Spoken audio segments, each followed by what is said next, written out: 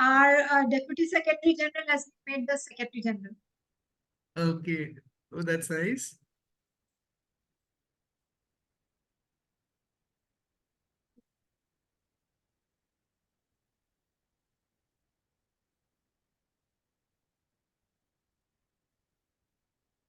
Send to them.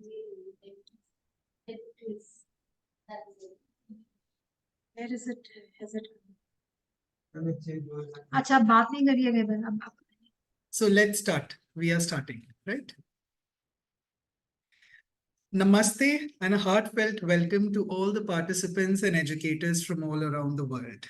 Today, we embark on a journey to unravel the nuances of competency-based assessments in the realm of school education, where each number tells a story of its own.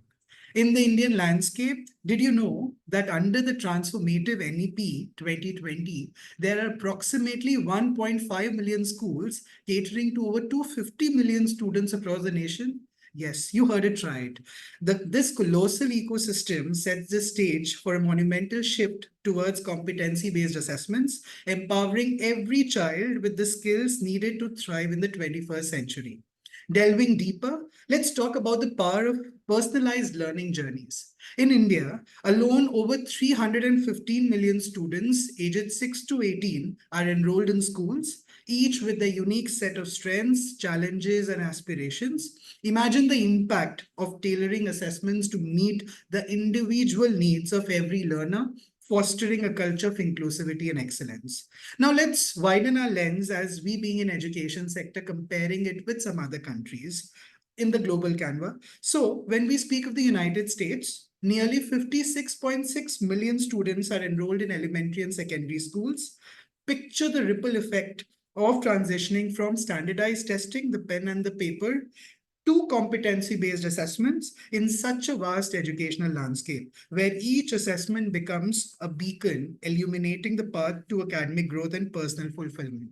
Finland, as we all know, it's often hailed as a paragon of education excellence. In this Nordic paradise where render outnumber people, did you know that the education system there emphasizes holistic development and practical skills? Yes. With only 4,500 comprehensive schools, Finland's emphasis on this CBA has been a successful model, which Indian educators even try to adopt to it. So there's a Sanskrit adage, so which is very dear to all of us, which is Sa Vidyaya Vimukte, which is knowledge which liberates. And this encapsulates the essence of education as a catalyst for liberation, empowerment, and societal progress. So welcoming all of you. Thank you to our senior speakers for the day, welcoming Ms. Sangeeta Tandon and Mr. Shefalee Gupta at our webinar talk series session 6. So to give a quick intro of our speakers for the day, let me begin with Mrs. Shefalee Gupta. So she's a trained classical vocalist with over 26 years of experience in the teaching profession since 1993. So before I was born, she was in the field. She acquired her degrees in English honors, both undergrads and postgrads, from the very famous Miranda House, Delhi University, and Central Institute of Education. She did her B.Ed from Delhi University. She had a number of experiences working in niche day schools, residential schools like Delhi Public Schools, DAVs, Birla Vidya Mandir Nainitals, and other residential schools of the country. She is at present the principal of the Indraprastha International School in Dwarka, New Delhi, and she had been presented with lot many accolades. To name a few is the Shikshak Seva Samman from the Education Council of India in the year 2020 and has been contributing to the field since then. So welcome Shefalee ma'am to our talk show. Now, thank you so much. Thank you so much. Next, Mrs. Sangeeta Tandon. So she is currently the principal of Shri Shikshayatan School in Kolkata, West Bengal, a legacy school, so 100 years in the sector. She did her post-graduation in political science from Kanpur University and has been a gold medalist there. So she has done her B.Ed from the Loreto College in Calcutta and been the batch topper there as well. So we have a topper with us as well. So she has immense accolades to play in the picture of education. And under her leadership, the school had secured the prestigious The Telegraph School of the Year and lot not many awards, including her at a personal educator being the principal of the year, being Aparajita. So Aparajita, people who do not know, it's a very famous, so woman in the field of different sectors is awarded in the state of West Bengal by Sanmarg, and she has been the recipient of the famous Aparajita in the field of education. And she had did several school management courses from the prestigious NIE Singapore, Calcutta Business School, IIM Ahmedabad, to name a few. So welcome, Ms. Tandon, to our show. So Thank you. so as we rightly said that this webinar, it's not just about a monologue or a one-way thing happening where a person is speaking, but what makes we Agore and Jobs in Education different when we conduct something? It's very question specific, and I would request all our teachers, heads from all over attending this webinar to type in their questions, to type in their comments in the chat box, and of course at relevant intervals of time we're going to pick it up and our relevant speakers going to address it. So beginning with the first question for the day. So Ms. Tandon, so first question is for you. So we have been receiving these questions when we rolled our registration forms, and from the participants itself, we select the questions which our speakers need to address. So the first speaker to Ms. Tandon. As a senior school principal, what specific challenges do you foresee in implementing competency-based assessment in the post-NEP era, of course? And the second part of it is, especially considering, the multi-language, the academic backgrounds, and the different learning environments from which such children come to your learning house. So how do you address it, ma'am, with all your experience? Over to you, ma'am. Thank you, Harshit. And a very good evening to you, Shefalee madam, and to all the participants. So great to be here again, connecting with all of you online. Yes, the topic is so very relevant. More so when we have just had our board examinations, where all were talking about competency-based questions. So I think this webinar has come at the right time, and it is for all of us to think and ponder over what are competency-based questions, why they have been implemented, and what are the challenges. So now when we talk about competency-based questions, of the word competency, of course, it talks about learning outcomes. Now we all understand that we teach so much to our children. Now, when we talk about the traditional education system, which India inherited, it was basically to make clerks, and what you learn and what you write, it was rote learning. The application of that learning would not be seen anywhere. So when you ask about the specific challenges, the one part also is the NEP you're talking about. NEP 2020 realized before that, in PISA test, when India did not do well, we did realize that somewhere we are going down. We quite often talk about, giving CEOs to the world. Good, great, but we are talking about a handful. Then we're also talking about people Nobel laureates. But those are the people who went abroad later to do well. So where are we going wrong? To correct the education system, where application of knowledge, where problem solving skills would come, competency based questions, NEP 2020 decided that we need to go in with competency based questions, or competency skills should be there. Assessment should be based on competency.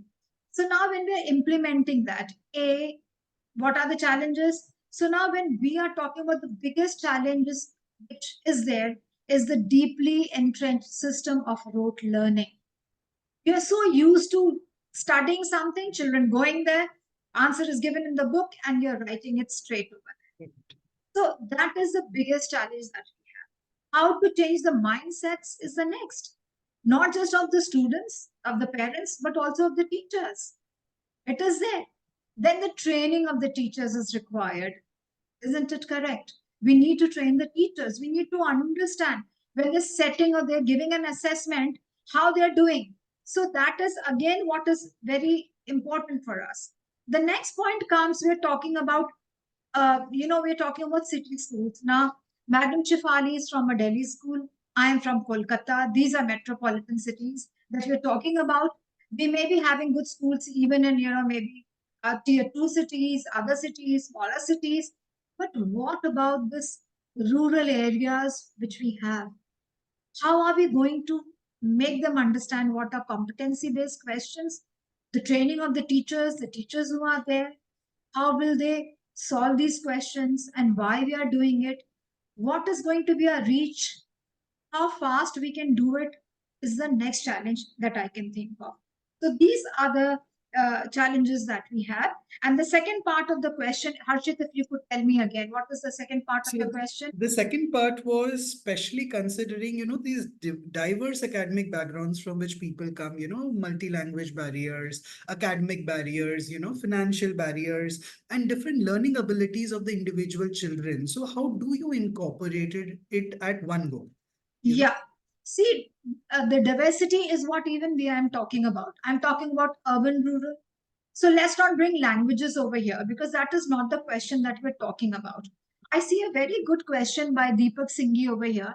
And it says, how do we ensure that the learning we impart to students agrees with the actual science of learning? As it's possible that there is a probability of pedagogy based on non scientific grounds. Okay. So that is there. We agree to that. But then how can learning take place in class? Now, how does learning? Now, we are talking about training of teachers. That is the most important aspect. Mindset I've spoken about. Now, even while we are handling the question, an interactive class is going, even if a classwork is being done, it should be based on competencies.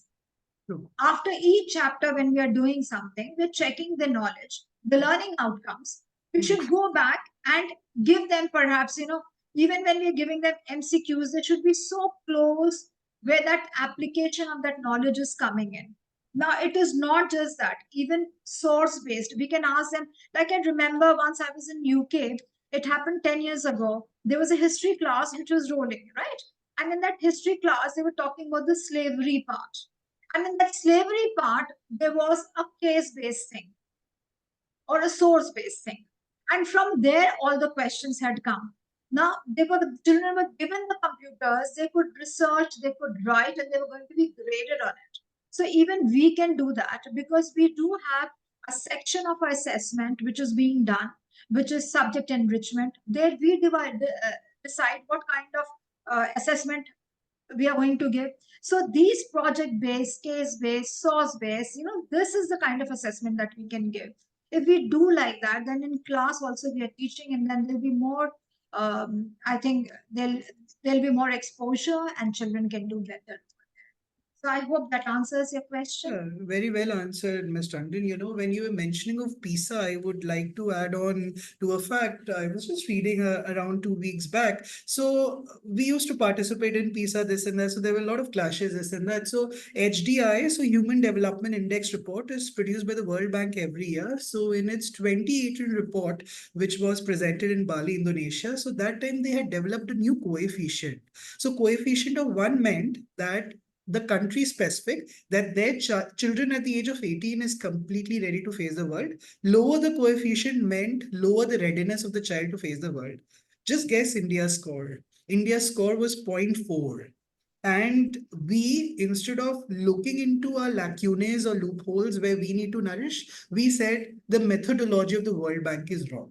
So then they came up, the World Bank next year came up with something concept known as Lays. And this is not the Pepsi chips Lays. So this is actually the learning adjusted years of schooling, and they revamped the index. So our point here is when we're speaking of CBA or assessments, next I'll be coming to Ms. Gupta in a minute. The point is India has immense of tests, immense of resources, immense of materials, immense of KRAs, knowledge, each and everything. What we face challenge majorly here, it's on the executional part. People at all levels or genres, the main problem is on the execution of the already policy in formulation. CCF or NCF or the continuous assessments or different innovations which are suggested by NEP. It's not something new that has come up in 2020 or post 2020. We have been following this past so many decades or so. It's just about the execution part. So thank you, Mr. Tandon. So Ms. Gupta, you have your question first, which goes to you, that in your opinion, what role do extracurricular activities play in assessing such competencies beyond academic performance? Because such co-curriculars are an integral part of it. And part two of the question, and how can schools effectively integrate these activities into the assessment framework in alignment with the post NEP guidelines, because there has been a national credit skill framework as well, which the CBSE has come up. How do we recognize skills in the form of credits like it's done in IB board or CAIE or any other international things? Because at the end, when a child is learning something, there has to be accountability to it. It's not just they come and skills have become just a time pass classes. So how do you focus on this skill based or co-curricular aspects integrating into our CBS? Over to you, ma'am. Thank you so much for your question, Harshit. I will start with an example. And first of all, I will agree with whatever Madam Tandon has said just now, because there are certain challenges that we all face as educators. But I'll start with an example. There are so many times, I'm not talking about public schools now, I'm talking about schools at large. We give them a lot of knowledge. I'm speaking from the traditional point of view. We give them a lot of knowledge. We think that we are so full of it. We need to, fill up the empty pail. That is what the normal traditional way of looking at it is. Then there are children who come back to us and tell us, I can't fill a form for a particular university. I need guidance. If you've noticed, there are a lot of children who fall back on their parents for filling up forms for simple things. This is where your competency education comes in.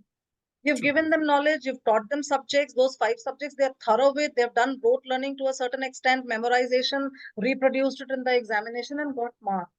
But then when it comes to making a reservation, a train booking, a flight booking, they fall short of doing it and they fall back on different people. Again, I'm not saying it's for all schools, all children, but look at a wider perspective, look at India at large, look at the kind of schools that we have in the rural areas. This is where competency comes in. Now, when we talk about competency, one aspect of competency is about the curriculum that we transact in the class, where a huge change of mindset is required. So not just the student, but the teachers, the way we educators are, the way the policymakers are. So we need to make that quantum shift to, bringing in a change. You asked me about co-curricular activities, the extracurricular activities. See, it has always been there. So we do sports with them. Some schools do MUNs and youth parliaments with them. We do art, we do performing arts. In fact, in class 12, we have a provision of a general studies period, a work experience period, and sports and games. Am I right? How many of us in class 12 allow that to happen? I mean, I can declare it over here that I take the GS period for my class 12, because that is where I'm building their competency is in non-academic areas. I'll tell you of a school where the principal would carry cutlery to the GS class to teach them how to use it properly or how to teach them table manners. This is what is competency, which is beyond the academic domain. When you are engaging them in a MUN or a youth parliament, you are teaching them leadership skills. You are teaching them teamwork. You are teaching them decision making. So all these are competencies which they require in their later life. What has happened so far is that we have concentrated on marks. Marks can be got in a certain way, and this is the end of all your education. No, it is not. We always realized it, but we were poorly equipped to handle it. Number one, large size of the classroom.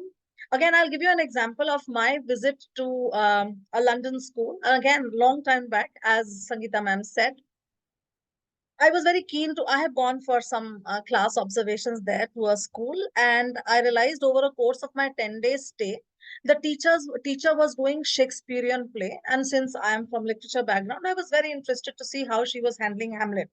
So I asked the principal, the head teacher there, if I could attend all the Shakespeare classes.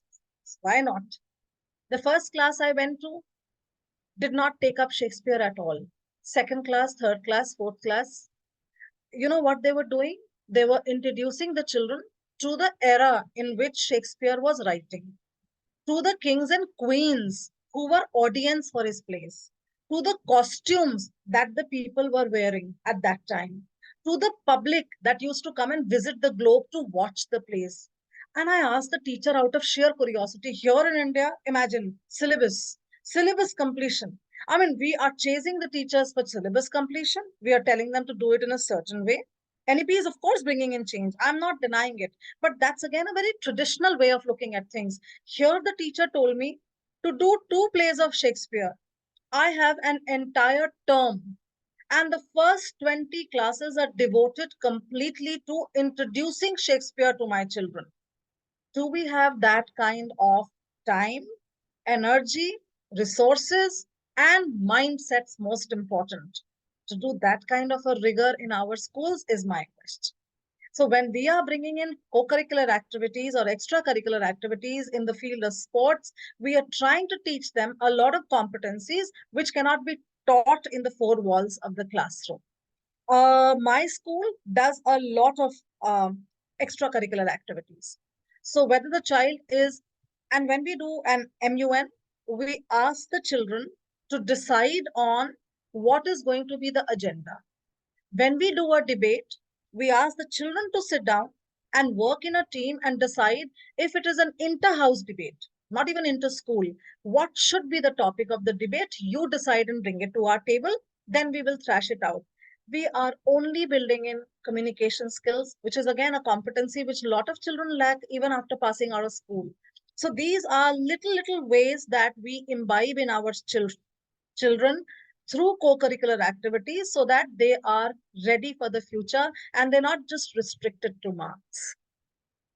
Yes, very well said, Shefalee ma'am. The major key point what you highlighted when you said your children are involved in deciding the agenda, be it an inter-house debate or be it an inter-school month. So that's very important when you include all the stakeholders. I remember there's a principal, if I'm not wrong, maybe from Bombay, yes. So 3 4 years back when I was there, and she said me, Harshit, we have an activity of question paper making before exam from the children itself for grades 9 and 11.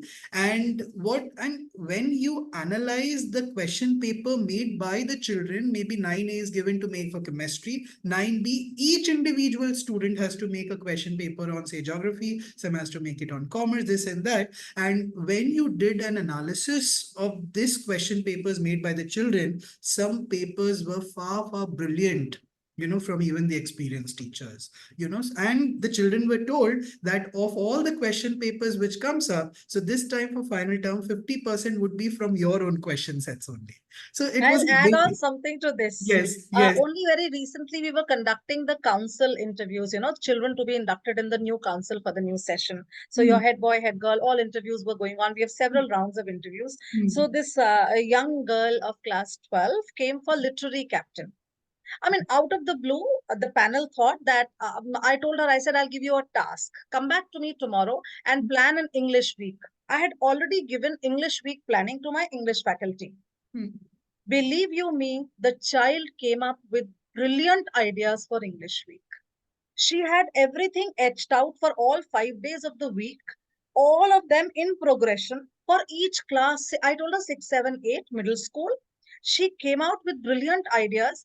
I called my HOD English and the English faculty. I said, incorporate these ideas in the English week that you are planning.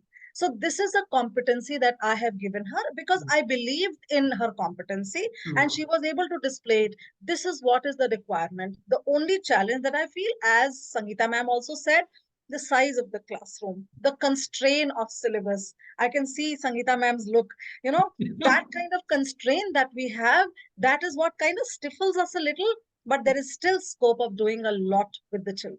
True, exactly. Well said, ma'am. So, next question to you, Ms. Tandon. So, if everything is incomplete without a practical aspect or a practical approach and without a personalization. I still remember when our literature teachers used to tell when you are writing essays, maybe for board exams, there should be a presence of I, there should be a presence of you yourself in the essay, right? So, the next question, which resonates with a personalized experience, so it goes that, ma'am, could you share a real life example from your own school's experience where competency based assessment has significantly enhanced student learning outcomes? And how did you navigate any initial resistance from any stakeholder during the implementation process? Because, of course, there are barriers. When there's no problem, then there's definitely a very big problem.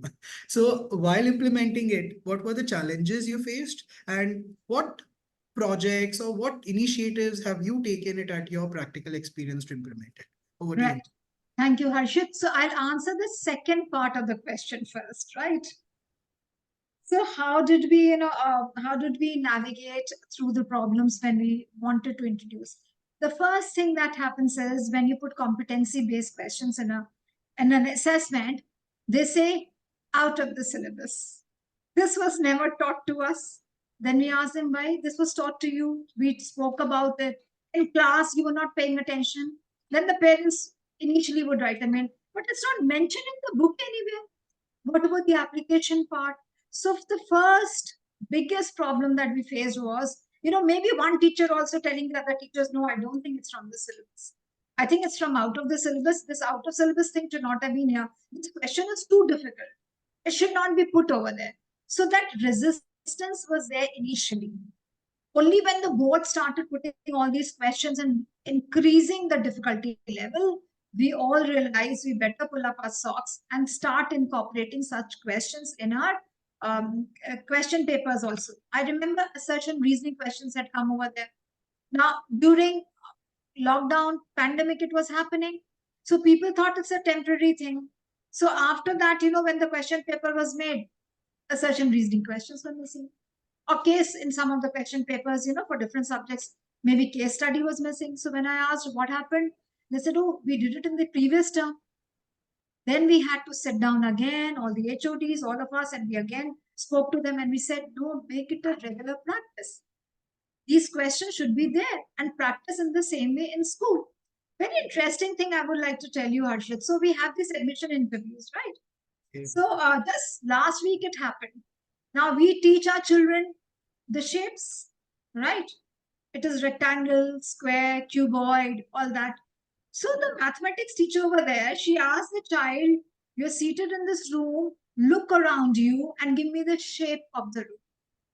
You will not believe it. It's a cuboid. So you will not believe it. Somebody said rectangle, somebody said square. So she would ask, of course, people answered correctly also. Now I'm talking about class 6 admission interview. And all this is taught to them in 3 and 4. So where was the competency level? So when they would give the wrong answer, she would ask, is it a 2D or a 3D? And they would say, oh, it's a 3D. So look at this point of observation. The other teacher, the science teacher, asked a simple question. She said, look around you and give me 3 examples of transparent, opaque, and translucent. Right? It took them some time, which means children are not exposed to these kind of questions. You ask them to write, they all did well in the written examination. So it's not like that. And now this first part of the question, when we introduce competency-based questions, project-based question, well, real life experiences. So we are talking about debating, month. We also sent children for internships. So initially there was a big kind of a thing. I remember it happened 5-6 years ago when we started internship. They said, why should children go and do that? They wanted to hoodwink also, from somewhere you get something. Then we said, no, you need to write down a project over there. So that became a challenge over there. And it should be different. So this is the way when you're doing anything which is different. True. It is a challenge, not just from students or parents, within our teaching community as well. And now I'm so happy we are all on board. We are thinking about it. We are discussing all these questions. We are moving ahead with this. With your webinar, these kind of webinars, the mindset is being created. We are talking more and more about it. So I'm sure it will be given. When the teachers are putting assessments, or whether it's a written assessment or maybe a real life experience assessment, teachers will give it a thought. Even teaching will become like that. Correct. When you're asking a question, the light is coming from this side. So now you say, tell us whether it's concave reflection and convex, So teacher is teaching like that. There is the problem. So it is happening in our country also. So, for everything, I would say the beginning has to come from somewhere. Exactly. And it has happened. So I find the times to be very, very interesting. In fact, pandemic was, of course, a setback for children in many, many ways.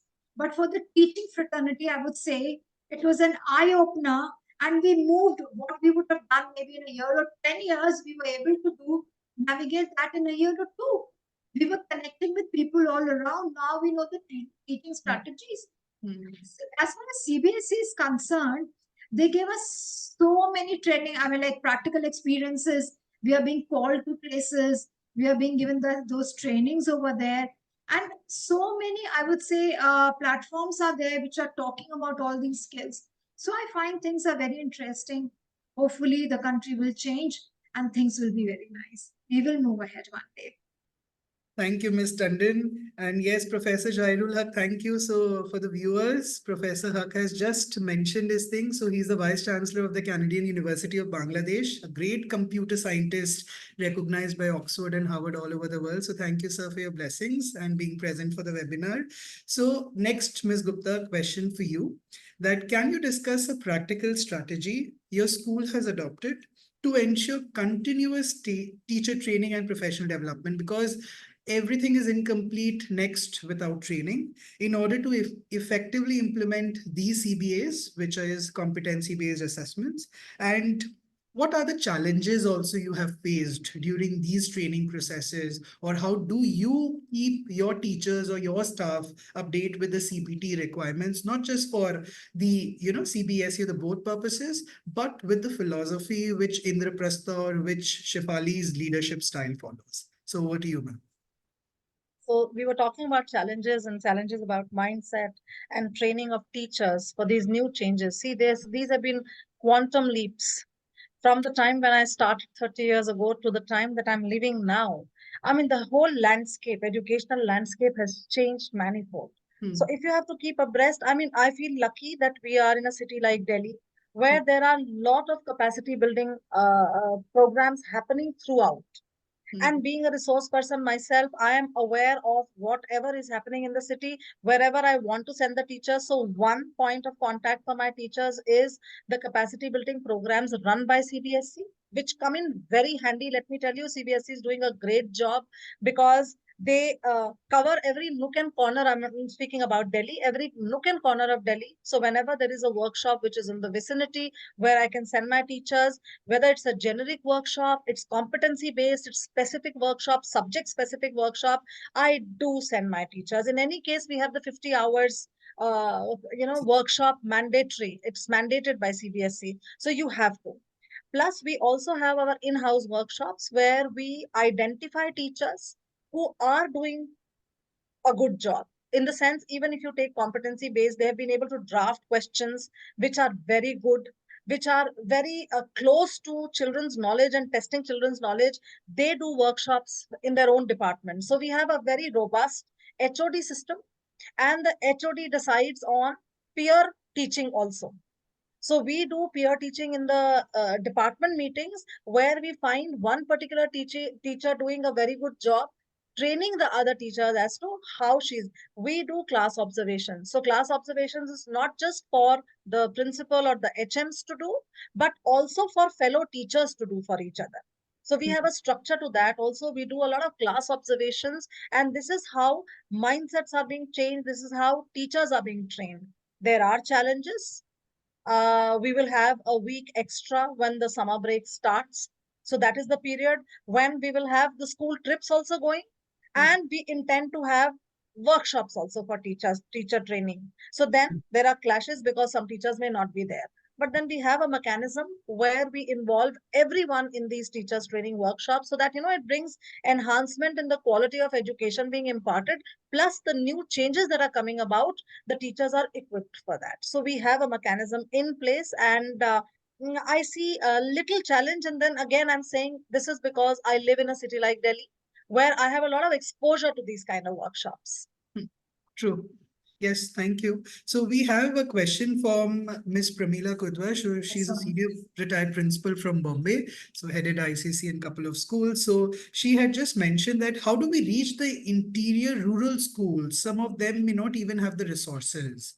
So I would request either of you to just put your insight on it. Yes, thank you, Harshit. I did read the question. Now you said, is she a retired teacher? She's a retired head of school for many Well, years we in need Mumbai. people like her or me to go to Absolutely. the rural schools, right?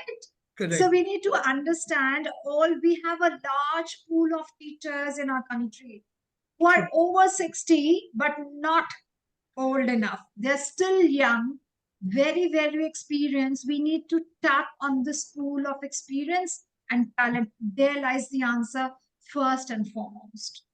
The second thing is if they go and they take this, some incentive has to come for them. They need some kind of recognition. The environment should be conducive, free of politics and other things. So that thing has to come. If that can be done, it would be very nice. The second part is when we're talking about rural school, have we forgotten that in our traditional old ancient times, children were taken away, even the princes would be taken away from the kingdom to be trained somewhere in a forest. So it's possible even in a rural area. I come from West Bengal, so why forget the Shantiniketan that we have, Rabindranath Tagore. So there is a system, it can be done. Even with less of resources, it can be done. And the schools which have plenty, you have so much. Reach out to the ones who do not have. So three things I have mentioned. I'm sure Shefalee ma'am will mention a few more.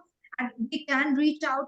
And somewhere we need to begin, like I said earlier. Somewhere we need to start. It will happen. And I feel rural people, when it comes to practicality, they are more practical than we city dwellers.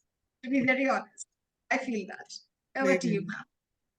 Also, Harshit and Sangeeta ma'am, CBSE is coming up with a lot of audio visual aids where Yes. teachers are recording their lessons. So if that can be broadcast on a large platform, I think that will be of great help. Instead of people moving to other cities for training or people moving vice versa, if these audio visuals, they are coming up with a plan, they've invited teachers to submit their, videos of what they think is a very, very good class. We call it in our school the wow class, worth a watch.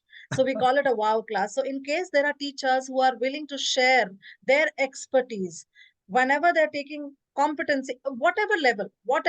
So if they are able to share it with the population at large, the teachers at large in the rural areas, I think that will come in very handy in teacher training. I'm sure this is the least that we can do for bringing about teachers training in the most remotest areas of the country. True. Yeah, well said. Thank you, Ms. Tandon and Ms. Gupta. I'm sure Pramila ma'am would be glad that the current principals are raising it in a very, very practical and affordable way at our thing. So we have one more question and from Ms. Ritu Bala, and she said that, of course, for the general students, we have so many mechanisms to assess this and that. What about the students with different abilities? So have we faced any such student in our life, and how can Yeah, we prevent it? Harshit, we are facing this. And the Absolutely. question which has been raised, I think it is by Dipali Singh, Yes, Miss Deepak Singh Singhi also. also, right? Now Yes, that question, and they're talking about differentiated learning. Now, yes. what has happened? I will start with CBSE. They're talking about children with special needs, wherein 21 disabilities have been highlighted. And, they're talking about all that, and it's happening. They're giving extra time. They're talking about, everything. They are talking about learning disabilities. I understand that part.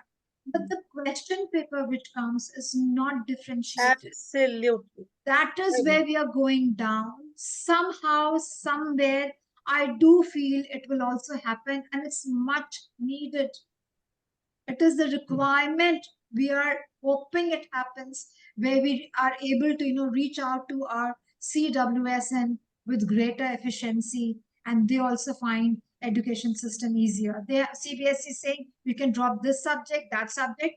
That's a very good step. True. The paper is packed separately. It goes linear marking. That is again a good step. But if differentiated papers come, that will also happen.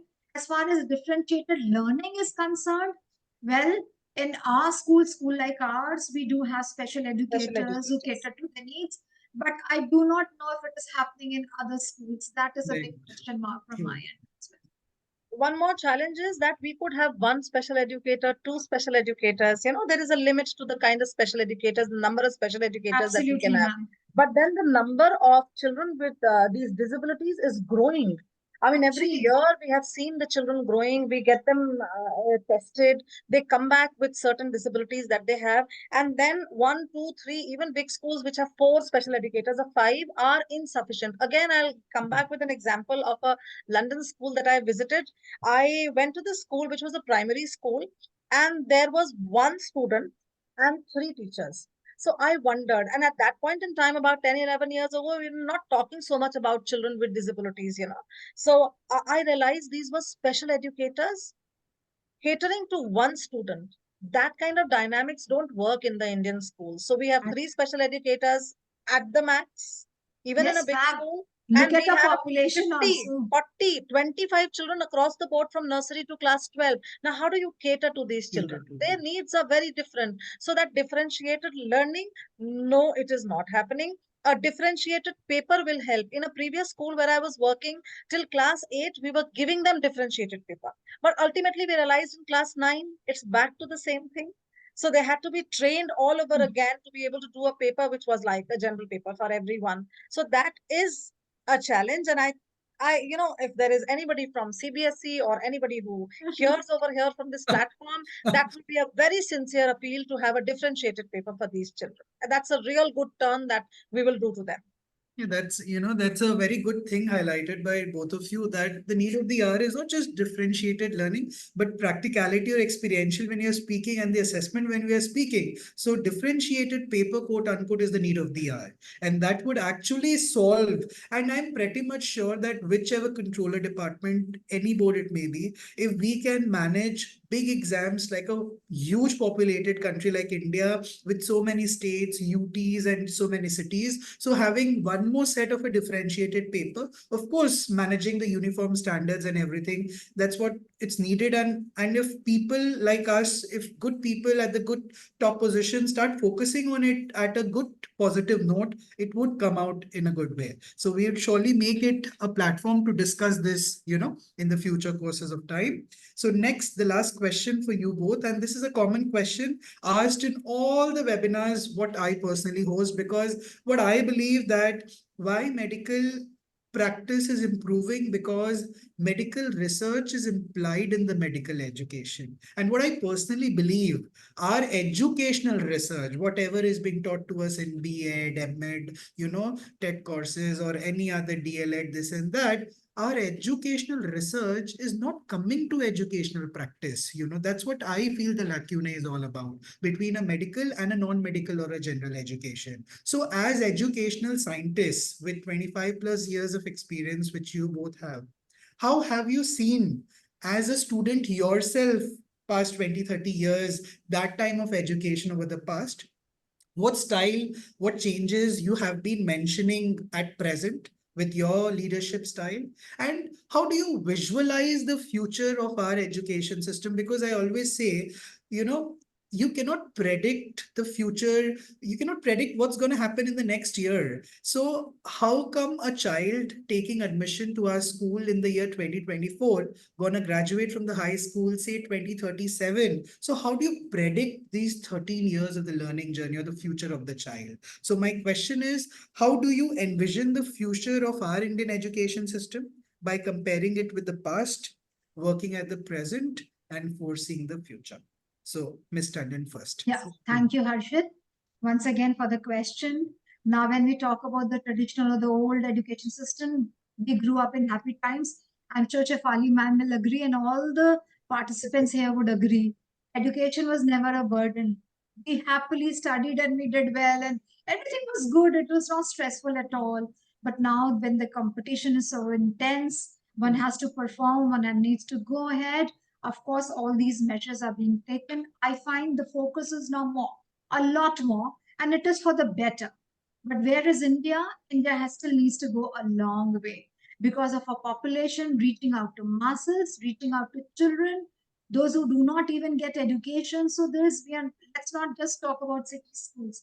We still have a long way to go. And how are times? Times are very challenging. Yet, like I said in the beginning, these are very interesting times because we are discussing these things. We are debating about them. We are pondering over issues. We're looking at how to resolve them. So I feel when this kind of environment is created, definitely the learning outcome or maybe any outcome would be very good only. So even after this webinar, if you are able to take away one or two learnings from each other and we go back, don't you think we can implement? Like Shefalee ma'am was saying something, I noted down that point and I thought, okay, I need to introduce this in my school. So this is what we are looking at, and we're learning from each other in the country and even from abroad. So these kinds of interaction are going ahead. So I feel the future seems to be good only. Of course, challenging, hard work is needed, but let's be positive. All of us need to be True. positive. Thank you. Very well presented, Ms. Tandon. Over to you, Shefalee ma'am. I completely agree with Sangeeta ma'am. I mean, when she says that we were living in very happy times, we did our education, school education, and college education. And believe you me, the word stress never occurred to us. Today, you find a class 3 child saying, I'm very stressed because of academics. So, this is how it has brought a change in between. But again, when I say this, I say we are looking up to very bright things. The very fact that we are thinking about measures on how to improve the educational landscape of the country, number one. Number two, when you talk about uh, change in assessment patterns. Number three, when you talk about changing learning outcomes, which are not as part of your lesson plan, but learning outcome that can be individualized. It requires a lot of hard work. It requires a lot of gray matter to be exercised on how to do that, individualized, personalized learning for each learner, given our classrooms, given the population, given the kind of constraints that we have. But the fact that we are thinking about it, the fact that we are researching about it, the fact that NEP also talks about B.Ed as a course curriculum, which a person takes after class 12, which means you do not become a teacher just because your mother-in-law said MBA is not the right fit for you. Take up a job which is half days. It's no longer half days. I tell people who come for teachers interviews to me, it's no longer half days. It's 24/7, as rigorous as any other job. So maybe during our times when we picked up a job as a teacher, we actually thought at the back of our heads, it's going to be a half day's job. It is no longer one. So there are changes. When NEP will start with the B.Ed after class 12, which will be a 4-year course, a child will consciously take a decision of becoming a teacher. So then you are a teacher by choice, not just because you did not do anything else in life, so you became a teacher. We would have a better workforce. We have experienced people in our own workforce. We have people who are retired principals, who are retired teachers, who have so much to share. There is so much of resource. Is just about tapping it correctly, presenting it correctly, and reaching out to the masses correctly. That is what is required. I'm sure NEP 2020 is a huge document. It is a jump forward.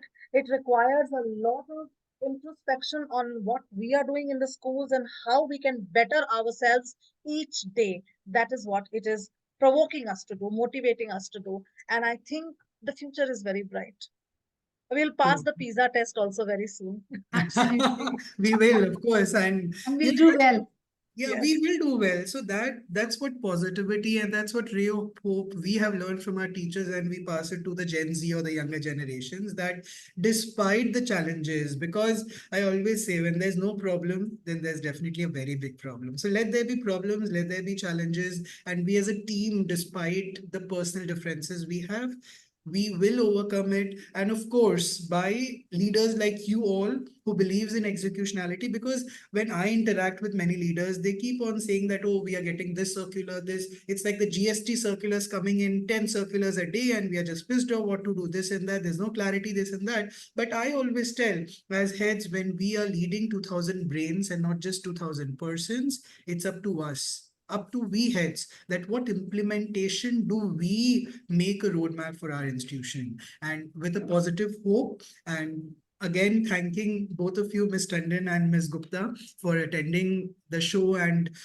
sharing lot many insights. And I'm very much sure with the kind of responses, questions we have received from our fellow educators from across the globe, that it's a good thing. And of course, differentiated paper gonna be something, a takeaway, good takeaway from our webinar. And I'm sure that we can plan something maybe from the ministry or maybe from a council or board who can give some insights that what are the challenges, what are the pros, how can we create a repository of our educators, like you all said, a pool of educators, the retired ones, the current ones who are willing to do something, bring the database together, and let's see where can we start from it today. And to end with a beautiful quote, which I personally follow, which makes me more insightful, which makes me love school education, is कि जितनी बुरी कही जाती है उतनी बुरी नहीं है दुनिया, बच्चों के स्कूल में शायद तुमसे मिली नहीं है दुनिया. So thank you very much, Yes. all of Thank you you. again Thank you, for Harshit, the for show. inviting us. Thank Thank you. you. Thank And you so much. do give the questionnaire or do give us any suggestions or any topics over the mail to all the educators so they can mail us what questions or what topics they want to discuss. And in our upcoming month's webinar, we're going to take it up. So thank you all once again. Thank you. Thank you. Thank you so much. Thank Thank you. you, Sangeeta Thank you, ma'am. Harshit. Thank you, Shefali. Thank you, Shefalee ma'am. Thank you. Thank you, Thank Harsh. you. Thank you.